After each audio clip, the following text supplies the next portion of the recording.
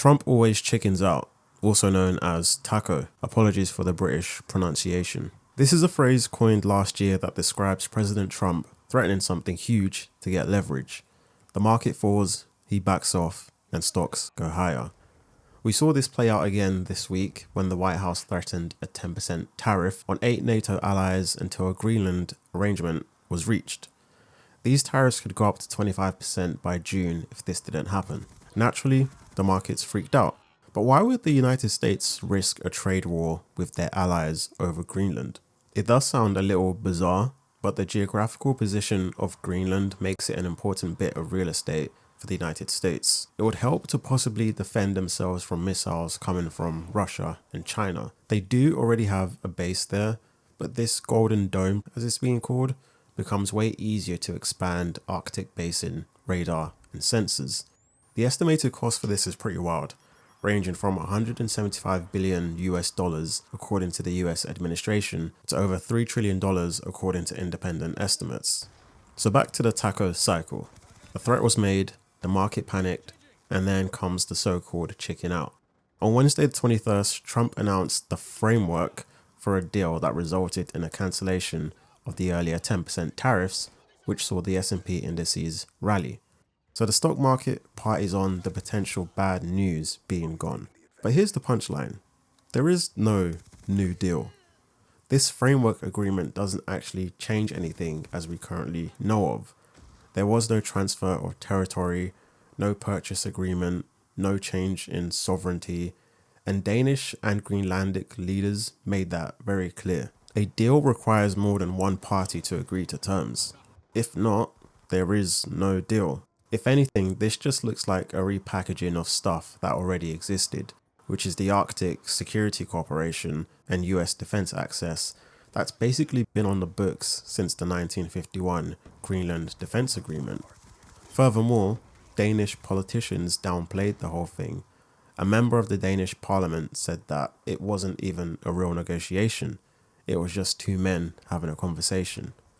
So a trade war nearly started just so the US could announce rights it already had from decades ago. And while the stock market was celebrating, gold has been doing strange things recently. Usually when things calm down, gold prices tend to take a breather because people may not need it as a safe haven anymore. Yet the price of gold has been rising steadily. In fact, it's yet to have a red month for the last 6 months.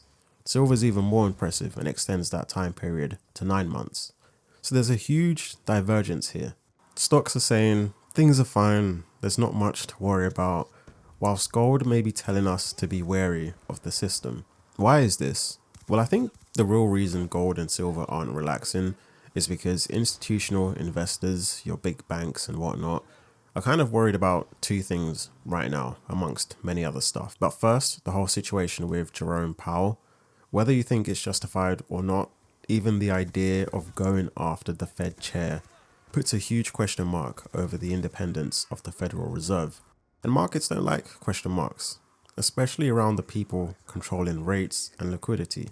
The second is debt. The US just keeps stacking it higher and higher. And then you throw in projects like the Golden Dome into the mix, which on its own could cost trillions long term. And it's like, okay, where does that money actually come from? So what happens next? I think best case, this so-called framework deal holds together, meaning the Golden Dome gets built without bankrupting everyone. The stock market will probably just keep on doing what it does, which is rallying long term. But the bad case is more interesting and more dangerous, because this whole taco cycle could easily turn into a boy who cried wolf situation. At some point, the market stops believing the threats are fake, or even worse, a sovereign country calls Trump's bluff and the US actually has to follow through on these threats. And when it goes from headline drama to real policy, that's probably when things begin to break fast. For now, the taco trade is working for people who have been taking it, but the fact that the prices of gold and silver continue to rise suggests that the ice is getting thinner. And if you look at the gold to the S&P 500 ratio, you'll see that gold is currently breaking out. Is there something looming? I don't have the answers, but I guess we'll find out sooner or later.